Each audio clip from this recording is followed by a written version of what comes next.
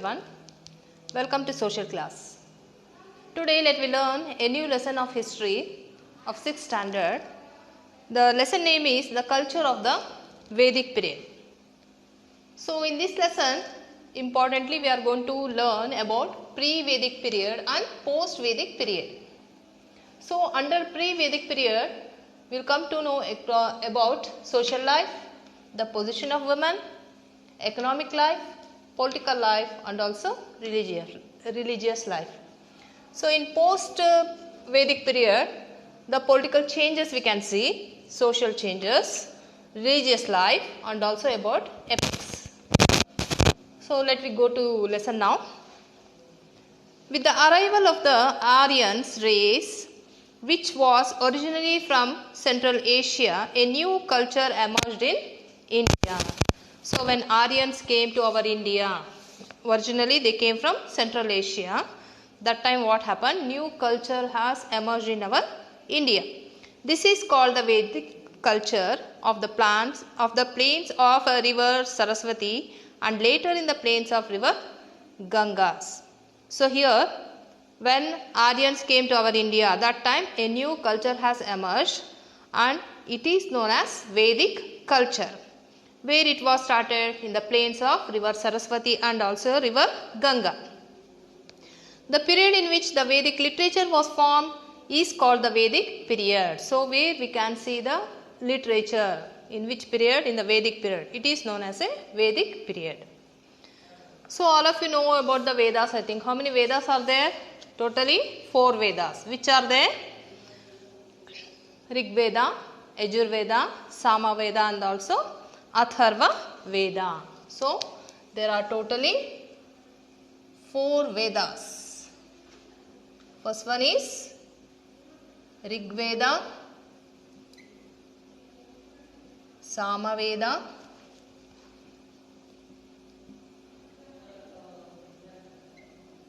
Atharva Veda and last one is Rig Veda, Yajur Veda, Sama Veda and Atharva Veda. These are the 4 Vedas. So the first Veda is known as a pre-Vedic period. So only the Rig Veda is known as a pre-Vedic period. So remaining these 3 are there. See, these are we are studying as a post-Vedic period. Understood, children? So the study of Rig Veda is known as a pre-Vedic period and remaining 3 Yajur Veda, Sama Veda and Atharva Veda, studying of these 3 Vedas are known as post-Vedic period. The word Veda means, what is the word Veda? Veda means knowledge. So there are 4 Vedas, namely Rig Veda, Yajur Veda, Sama Veda and Atharva Veda. Among these, Rig Veda is the most ancient one and these Vedas were in Sanskrit. So all these Vedas we can study only in Sanskrit language and were in the form of oral thousands of years ago. So from thousands of years we are studying these Vedas in an oral form, not in a written form. And the river Saraswati is frequently mentioned in Rig Veda. Only in Rig Veda, river Saraswati has been mentioned. Now that river is not existing. Only in the time of Veda period we will come to know about the river Saraswati. The Ghaggar Akra river, which disappeared in the Thar desert of Rajasthan, is believed to be the ancient river Saraswati. So in Rajasthan, one of the river was there, Ghaggar Akra. So it was disappeared now. It is not existed now. The river has been said that it was the river Saraswati. It is also believed that the Helmand river of Afghanistan is the ancient Saraswati river. So another river in Afghanistan, it was Helmand river. So some of the people is believing that it may be the Saraswati river. The 4 Vedas and the related literature were formed during the period of Aryans. So the literature related to these 4 Vedas are formed when during the period of Aryans. The Vedic literature is only one source to understand the history of the Vedic period. So by studying Vedas only we can come to know the history of the Vedic period. The period of Rig Veda is called pre-Vedic period, and the period of other three Vedas are called post-Vedic period. Already I have explained the period. The studying of Rig Veda is known as a pre-Vedic, and studying of remaining three Vedas are known as a post-Vedic period. Let me start the pre-Vedic period now. First, let me go for the social life. So family was the basic unit in pre-Vedic period. So family is the basic unit, and father was the head of the family. In our family also father is the head, isn't it? Since from Veda period also father is the head of the family. Joint family system was in practice. So now we can see only the single family or a nuclear family, isn't it? But in Veda period we can see the joint family practice was there. And the prisoners of war are called dasas, and dasyas were treated like slaves. And the Aryans knew the liquor are like soma and sura. So who were the prisoners? So the wars were used to be fought. Who were the prisoners of the war? They are said as dasas. And these dasas are treated as, means they used to capture them and take and come to their place, and they are treated as slaves. Slaves means sevakaru. And the Aryans knew the liquor are like soma and sura. They know to use of drinks. Liquor means nothing but drinks. It is like the name of the drinks are soma and sura. Next, the position of women. So in your home, your grandparents are there, means you ask them how their childhood may be, especially your grandmothers. So many of the restrictions will be there in the olden days for the women. But here in this Veda period, let me know how was the position of the women. The women held a respected position in society. So women was respected in the society. They even participated in political institutions, means in political activities also women used to participate in Vedic period, not now. We are talking about the Vedic period now. So women have a great respectful in the society, and they are given opportunity to participate in the political activities. And widow remarriage was in practice. So who is said as widow? Who had lost her husband. So she is said as a widow. So she is given of a remarriage. And women also studied Vedas. So women also gave opportunity to study. So many of the women in Vedic period, they have studied the Vedas. So some of the names who studied Vedas are Gosha, Apala, Lopamudra, Indrani, Vishwavara, etc. were the scholars of the Vedic period. So these are the important women who studied the Vedas in Vedic period. Child marriages and sati system were not practiced during the period. So these are the social evils, isn't it? Now in the social studies we are studying them as a social evils. But in Vedic period also they are not in practice. Which are there? Child marriages and sati system. Child marriages means the child means the children who are below the age of marriage used to get the married. That was not in practice. And even the sati system. What is meant by sati system? Means when the husband will die, in the funeral fire only this dead man's wife used to jump and give her life. That is known as a sati system. That was also not in practice in Vedic period. This is about the position of women. Next, let me go for the economic life. Rearing animals and agriculture was the basic occupation of Aryans. So since from olden days agriculture was in practice, since from Vedic period also.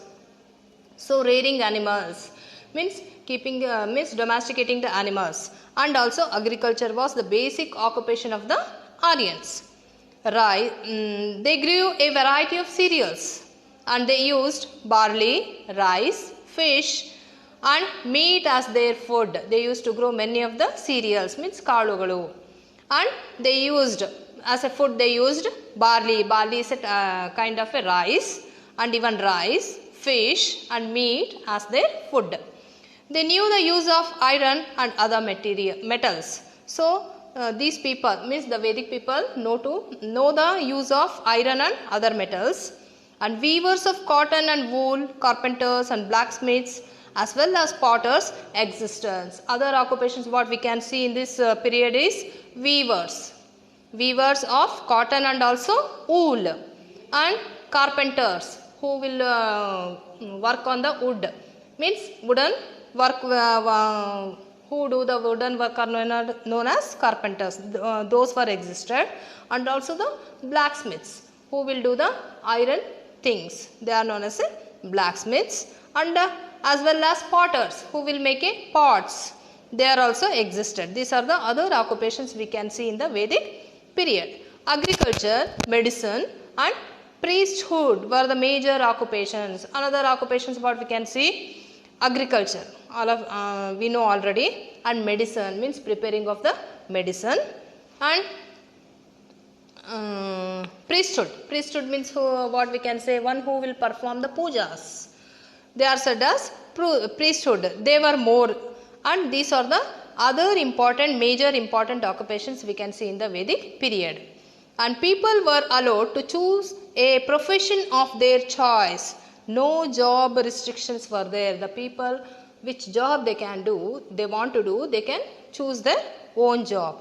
And cows were considered as well, and very often battles took place to gain them. So cows in olden days, in Veda period too, for the cow they gave much importance. So how many cows they used to have, they are said as a richest person. So cows were considered as a wealth in those days, and very often battles took place to gain them. To win the cow means to get the cows only, many of the wars were waged in the Vedic period. This is about the economic life. Let me go for the political life now. The chief of the Aryans people were called Rajan. So who was the head of the people was said as Rajan. He was not a dictator, and his kingship was not hereditary. So here he was not a dictator, means a one man rule is said as a dictator. He was not a dictator, and kingship was not hereditary. Hereditary means after his death his son will become the king, after his death again his son will become the king. It is said as a hereditary, means Vamsha Vali. So this was not in practice. And the political institutions, Sabha, Samiti and Vidhatas played a major role in administration. So in the administration, to help the king, Sabha, Samiti and Vidhatas, these are the three institutions under the king. These three samitis were helped for the king in the administration. The king was also a judge and gave the verdicts after discussing with the elders of his court. So here no court was, separate court was there, and king used to give the judgment for the verdicts. Fighting in the battles, protecting the lives of the people, safeguarding the wealth and the welfare of the people, as well as ensuring the safety of cows were the duties of the king. So what were the main duties of the king? Waging the wars, means fighting the battles, and protecting the lives of the people. So protecting the people and safeguarding the wealth and welfare of the people. Not only protecting the people, what was the wealth, and for the welfare of the people he used to struggle, and as well as ensuring the safety of cows. Cows, already I told, they are considered as a wealth. So safeguarding them were the main duties of the king. This is about political life. Next let we go for the religious life. Aryans worshipped gods like Indra, Surya, Soma, Varuna, Mitra, Yama and Ashwini, etc. So these are the gods mainly worshipped by the Aryan people. They worshipped gods through the rituals of yagnas. How they used to worship the god? By performing yagnas, yaga and yagnas. Here yagnas are more important. And there is only one truth. People pursue it differently, means the people will look it differently. Let the noble thoughts come from all the corners of the world. These were the messages of the Vedas. What all the important or the good thoughts are there, let them come from each and every corner of the world. This is the message of the Veda period. So this is about the religious life. So up to now we have read about the pre-Vedic period. So social life, the position of the women, economic life, political life and religious life. Keep in your mind that Rig Veda is known as the study of Rig Veda is known as a pre-Vedic period. Now next let me go for the post-Vedic period. So remaining 3 Vedas, which are there? Yajurveda, Samaveda and Atharveda. Studying of these 3 Vedas are known as post-Vedic period.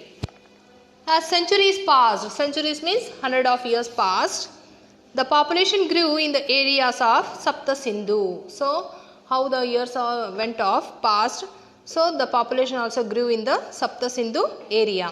And there were changes in the lifestyle of the people. So gradually what happened? The lifestyle, means the living style of the people also began to change. The people of the Vedic period migrated to the plains of Ganga, Yamuna and some of them even crossed the mountain ranges of Vindhyas and migrated towards the south. So what happened? Years went on, the lifestyle also changed. So people started migrating. Migrating means moving from one place to another place. So they migrated living to the plains of Ganga, Yamuna and some of them even crossed the Vindhya mountains and came to the South India. And let me know about the political changes. What all the political changes took. So here we have read about the political life, isn't it, in the Vedic period. Post-Vedic period, let me see what all the changes took in the political. Political life. During the post-Vedic period, the king became very powerful. What happened here? King became very powerful. So in the pre-Vedic period what we read, so king was not a dictator and the kingship was not hereditary. Here what happened? King became very powerful here. Next, the position of Vidata was completely diminished. Even Sabha and Samiti lost their importance. So in the pre-Vedic period we have read about that. The Sabha, Samiti and Vidata helped the king in the administration, isn't it? But here in the post-Vedic period what happened? They lost their position, they lost their importance. And the scope of the king was widened and the kingship became hereditary. So here king scope means here the king became very much importance here, living of all Sabha, Samiti and even Vidata. And what happened? The kingship became hereditary. In this pre-Vedic period we have read, kingship was not hereditary, here isn't it? But here what happened? King only became the main and important here and kingship became hereditary here. The king performed rituals like Ashwamedha Yaga and Rajasuya Yaga to expand his kingdom. Here what happened in post-Vedic period? King started doing. Here in pre-Vedic period we read about that only the yagnas were performed, isn't it? But here in post-Vedic period, yagas and yagnas both were performed by the king for what? To expand his kingdom. Understood? About this Ashwamedha and Rajasuya Yaga, if you read Mahabharata and Ramayana epics, those are the 2 important epics of our India, isn't it? If you read them, you will come across what is Ashwamedha Yaga and Rajasuya Yaga. So, the king performed rituals like Ashwamedha Yaga and Rajasuya Yaga to expand his kingdom. This is about political changes. So, next let me see what are the changes occurred in social life. Gotra system started during this post-Vedic period. So, Gotra system started. So, Gotras means they are said, some of the important Gotras we can say, Gautama Gotra, Bharadvaja Gotra, Vishwamitra, Vashishta, Kashyapa, Angirasa, like this Gotras will be the different type of Gotras. They are nothing but the names of the Rishis. The people who will follow them, they are said as they belong to that particular Gotra. So, here in post-Vedic period, Gotra system started. And the 4 ashrama system like Brahmacharya, Grihastha, Vanaprastha and Sannyasa started during the period. So here what happened?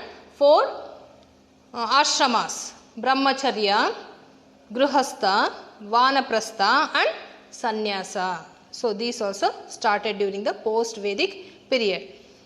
And what happened? The position of women was lowered. So in the pre-Vedic period, what we learned, women was given a very important position in the society, and she had given opportunity to learning, and also she can participate in the political affairs, isn't it? But here what happened? The women were deprived of education and even kept away from the political institutions. Here she lost all her rights. The Varna system came into existence, which was inclusive of 4 Varnas, namely Brahmana, Kshatriya, Vaishya and Shudra. So newly in the post-Vedic period, we are coming across about the Varna system. What are they? Brahmana, Kshatriya, Vaishya and Shudra. So Brahmanas are used to preach or do the puja performance. This is the important occupation of the Brahmanas. Kshatriyas, they used to wage the wars. Vaishyas, they are used to get involved in the commercial activities like trade, and Shudras used to serve all these 3 upper caste. What are they? Brahmana, Kshatriya and Vaishyas. Means they are kept in the lower level, Shudras. So here we can come across that ashrama system emerged and also the Varna system.